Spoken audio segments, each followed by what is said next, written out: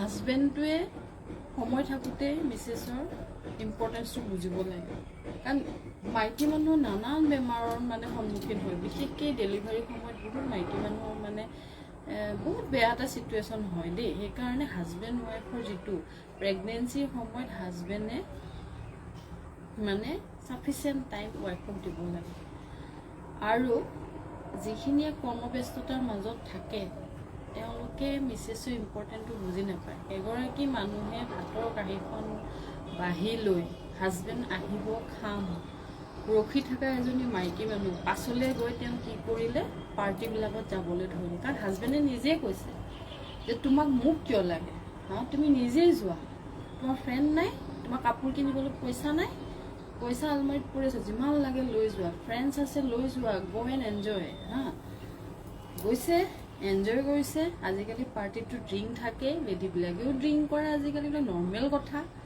Drink কৰিছে, drink কৰাৰ পিছত drive, drink and drive, accident, আকৌ আহিলে মোৰ এক্সিডেণ্ট, ইয়াতো এই কাহিনীটো এক্সিডেণ্টে মানে নেৰিবই, এই কাহিনীটো এক্সিডেণ্ট আছে, এক্সিডেণ্টত তাই ঢুকাই যায়। তাৰপিছত সি তেতিয়া মাইকী মানুহজনীও ইম্পৰ্টেঞ্চটো বুজি পায়। মোৰ এজনী নাৰ্ছ আছিলে, ইমান মৰম লগা, হাইটটো অকণমান চাপৰ, দেখাত যে ইমান মৰম লগা নহয়। তাই প্ৰেগনেঞ্চি আছে আৰু তাই যিহেতু নিজৰে আমাৰ হস্পিটেলত থাকিলে এটা প্লাছ পইণ্ট কি জানেনে, ডেলিভাৰী ফ্ৰী ষ্টাফৰ। তাৰপিছত আপুনি প্ৰাইভেট ছেক্টৰত কাম কৰিলেও, মই কিন্তু মেটাৰ্নিটি লিভ 4 মাহ নে 5 মাহ পাইছিলোঁ, 6 মাহ পোৱা নাই। কিন্তু মই জাষ্ট মানে জইন কৰিয়ে মই মেটাৰ্নিটি লিভত গুচি গ'লোঁ 3 মাহ চাকৰি কৰিয়ে মই গুচি গ'লোঁ। একচুৱেলি নাপায়, প্ৰাইভেটত সেইটো চিষ্টেম নাই। মিনিমাম তুমি ছাৰ্ভিচটো দিব লাগিব, মানে বেংক একাউণ্টৰ নিচিনা আৰু। বেংকত আপুনি পইচাটো থ'ব লাগিব, তেতিয়াহে আপুনি উলিয়াব পাৰিব। ইয়াত মানে আপুনি ছাৰ্ভিচ দিব লাগিব, তেতিয়াহে আপুনি মানে ফেচিলিটিবিলাক পাব, মানে প্ৰাইভেট ছেক্টৰত।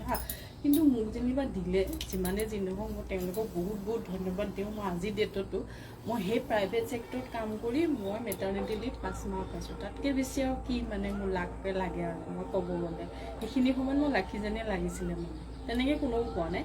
ঠিক তেনেদৰে তাইও তেনেকৈ মানে ভাবিছে মেটাৰ্নিটি লিভ পিছত ল'ম, মানে এতিয়া মানে পাৰালৈকে মই কামখিনি কৰি থাকোঁ। বাচ্ছাটো ডেলিভাৰীৰ পিছতহে 6 মাহ হ'লে এটলিষ্ট মুখত ভাত এটা দিব পৰা হ'লে তেতিয়া তাই ডিউটিত আহিব পাৰিব। সেইকাৰণে তাইও বেচেৰি আগদিনাখনলৈকে ডিউটি কৰিছোঁ। মইতো একে ডেটৰ দিনাখনলৈকে ডিউটি কৰিছোঁ। নিজে ৰুম চাইছোঁ, নিজে সোমাইছোঁ, মানে তেনেকুৱা। নিজে ডেট চাইছোঁ, আজি মানে অতীত সোমাম আৰু এনেকুৱা, মানে হস্পিটেলত থকাৰ কাৰণে। সেইটো বেলেগ কথা। কিন্তু কথাটো হৈছে এই যে ছোৱালীজনী নাৰ্ছজনীৰ কথা ক'লোঁ, ইমানেই হিষ্ট পুষ্ট, গোটেই ডক্টৰে তাইক চেকআপ কৰিছে, মানে ৰেডিঅ'লজি ডিপাৰ্টমেণ্ট চিনাকি। তাই মন গ'লে তাই নিজে ৰেডিঅ'লজিতে আছিলে, ডিপাৰ্টমেণ্টতে তাই আছিলে কামটো। তাৰপিছত তাই চব অ'কে, কিন্তু বাচ্ছাটো জন্ম দি তাই মৰি থাকিল, গম পাইছেনে? ষ্টাফ ইমান মানে ষ্টাফত নাকান্দা মানুহ নাই, মানে চবেই কান্দিছে। সেই চিন এটা মই আজি ৰাতিপুৱা দেখা পালোঁ। মানে সেইটো হস্পিটেলত মানে গোটেই ষ্টাফ ওলাই আহিছে, আই কাৰ্ড আৰু ড্ৰেছটো কিবা ব্লেক ড্ৰেছ আছিলে, কিবা হস্পিটেলৰ নামটো লিখা আছে, মই ধৰিব পৰা নাই, বাহিৰৰ কিবা হ'ব চাগে। গোটেই ষ্টাফে কান্দিছে। মানে আমাৰো ময়ো এনেকুৱা এটা বস্তু মানে ফিল হৈ যায়। এইবিলাক বস্তু শ্বেয়াৰ কৰা, মানে ভিডিঅ'টো এটলিষ্ট শ্বেয়াৰ কৰা নাই। মই কথাখিনি কৈছোঁ এটা বেলেগ কথা, মোৰ ফিলিংছ ইম'চনছ আছে, মই কৈছোঁ বেলেগ কথা, কিন্তু ভিডিঅ'টো এজ ইট ইজ আনি হাজবেণ্ডৰ আৰু মোৰ জেঠীকেইটা বিৰাট ভাল। মই কেইবাবাৰো কৈছোঁ ভাল, মানে যিটো হয় সি মানে টিক দিয়ে। মোৰ জেঠীকেইটা বিৰাট ভাল, বফাদাৰ একদম পুৰা। তাৰপিছত কি হৈছে, সেই পিকচাৰটো ইমান হেৰিকৈ ৰাতিপুৱা হোৱাৰ পৰা উঠিয়ে মানে মনটো মানে অফ হ'লেই আৰু মানে একদম নিগেটিভ ভাইব। মই ক'লোঁ না, মানে নিগেটিভ আৰু ভাইব্ৰেশ্যনৰ কথা কওঁতে মই আৰু এটা কথা কওঁ, মানুহে না এটলিষ্ট কোৱা কথাখিনি না ভাল কথাবিলাক কৈ থাকিব লাগে।